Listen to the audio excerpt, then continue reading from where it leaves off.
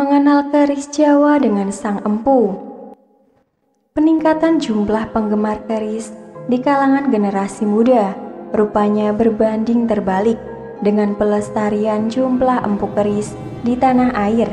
Saat ini rasanya semakin sulit mewariskan kemampuan sebagai pengrajin pusaka. Budayawan sekaligus empu dan pakar keris Kanjeng Raden Arya Tumenggung, pakar keris Kanjeng Raden Arya Tumenggung, KRAT, Sukoyo Hadinegoro, mengatakan jumlah pandai di Jawa semakin langka. Namun, permintaan akan keris terus meningkat, khususnya pada musim-musim tertentu seperti pilkada. Kurator keris di beberapa museum terkenal, seperti Museum Empu Tantular, itu juga mengungkapkan kolektor keris buatannya banyak yang berasal dari luar negeri. Pria kelahiran 1952 itu mengaku menjadi langganan tamu kenegaraan pada era Presiden Soeharto. Pada dasarnya, menjadi empu merupakan warisan terah atau garis keturunan pandai. Sebagian besar empu yang ada sekarang adalah keturunan pandai atau memang sudah memiliki darah empu dari leluhurnya. Namun, zaman sekarang ini tidak semua empu mewarisi kemampuan langsung dari leluhurnya. Banyak yang terputus-putus, seperti saya ini. Berbeda dengan zaman dahulu kala, di mana menjadi empu itu diwaris turun-menurun tanpa terputus. Tidak ada sebenarnya seorang empu boleh membuat keris apa saja, asalkan yang memenuhi kaidah keris. Ya, itu benar sekali. Sebab menjadi empu itu kan tidak menghasilkan alias tidak menjadikan uang. Jadi, biaya untuk hidup ini berat. Selain itu, seorang empu itu kan harus dilengkapi dengan ilmu-ilmu yang lain. Ilmu yang tidak selalu hal-hal yang bersifat ilmiah, bisa juga yang non-ilmiah. Itulah yang membuat mereka yang mau belajar jadi keberatan. Mereka jadi berkurang keyakinan di lingkungan masyarakat yang sudah modern, yang merasa bahwa keris sudah ketinggalan zaman. Kalau sentral ya sih di Jawa, tapi penggunaannya menyebar di seluruh Indonesia. Nah, usia keris itu diketahui dalam tatanan dalil atau patokannya berdasarkan prasasti. Keris tertua yang ditemukan tertulis dibuat pada abad kisaran abad ke-8 atau ke-9.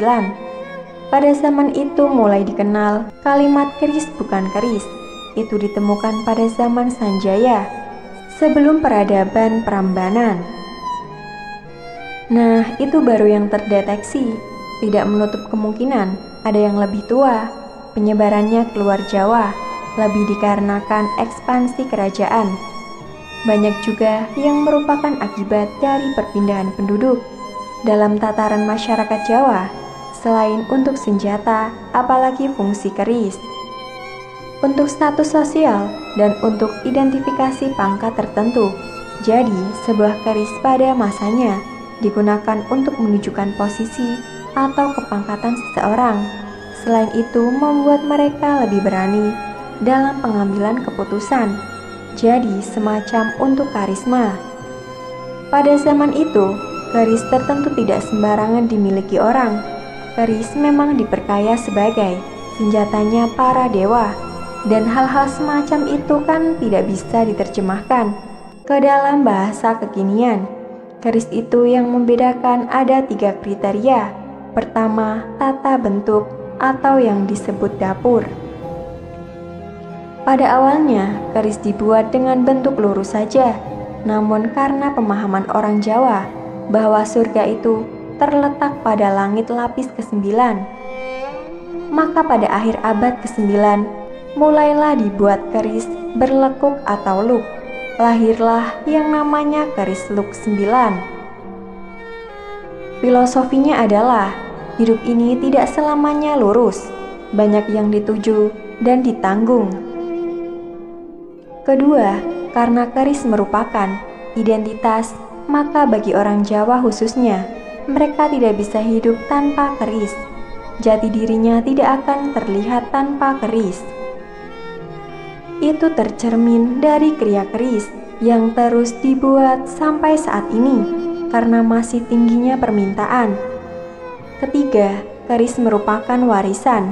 Orang Jawa memiliki pemahaman bahwa mewarisi tanah sama dengan mewarisi pusaka. Makanya, keris banyak diturunkan ke anak cucu mereka karena dianggap sebagai pusaka atau benda warisan. Sebetulnya hanya satu yang membedakan, keris yang jauh dari pusat pemerintahan. Itu selalu agak panjang ukurannya. Keris Bali misalnya, ini juga membedakan saja. Selain itu, di Jawa pusat pemerintahan keraton, keris selalu disematkan di pinggang, sehingga kalau terlalu panjang akan sulit dicabut. Berbeda dengan di Bali, yang penggunaannya terletak di punggung. Jadi, keris juga dipengaruhi budaya lokal. Kalau yang terekam dalam buku-buku perkerisan, jumlahnya sekitar 400 dapur atau 450 pamor. Jumlah itu masih bisa bertambah lagi. Karena pamor merupakan bentuk kreativitas, karena keris merupakan simbol zaman, maka keris dibagi menjadi dua, yaitu keris kuno dan keris kamardikan. Keduanya boleh dikoleksi, karena masing-masing empu pada zamannya menuliskan sejarahnya sendiri-sendiri. Ada yang ditentukan berdasarkan zaman, keutuhan barang, dan kesempurnaan garap. Itu adalah aspek-aspek yang membuat sebuah keris menjadi lebih eksotis dan bernilai tinggi. Pakem itu juga berlaku untuk keris kamardikan. Sebenarnya, yang membedakan keris kamardikan dan keris kunohannya waktunya saja. Keris generasi baru belum diuji oleh zaman. Saya lebih suka menggunakan istilah keris lama dan keris baru karena semuanya asli. Biasanya, besi untuk keris baru lebih berat karena pasti menggunakan logam-logam yang lebih bersih dari pabrik, sehingga titik didihnya berbeda.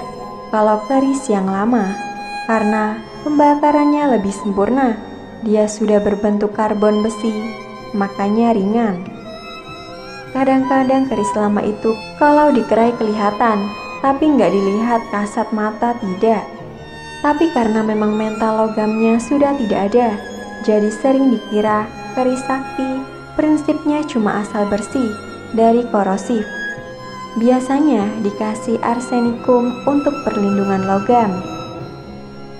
Arsenik itu kalau kena baja menjadi hitam, kalau nikel tetap putih, sehingga kontras warnanya. Pengaplikasiannya cukup setahun setiap 3 tahun sekali. Salah satu umpamanya melalui museum. Siapapun yang termasuk akan disuguhkan keris dengan nilai seni tinggi. Jadi untuk memikat generasi muda, lebih ke penampilannya yang ditekankan. Kalau dari sudut seni, karya yang saya buat untuk Museum Neka sekitar 5 tahun lalu, karya-karya itu sangat syarat makna filosofis, mulai dari kisah Ramayana sampai filosofi kepala gajah yang belum pernah ada sebelumnya. Ini benar-benar curahan kreativitas saya. Jelas, utamanya saya musim pilkada. Mungkin mereka, para calon nggak percaya diri kali ya. Terakhir terbeli sampai antara 35 juta sampai 40 juta. Bahkan ada yang mendekati 50 juta. Terakhir itu yang pesan orang Hong Kong. Iya, tidak semua kolektor. Ada yang dipakai untuk kepentingan bisnis supaya lancar, kesehatan, dan lainnya.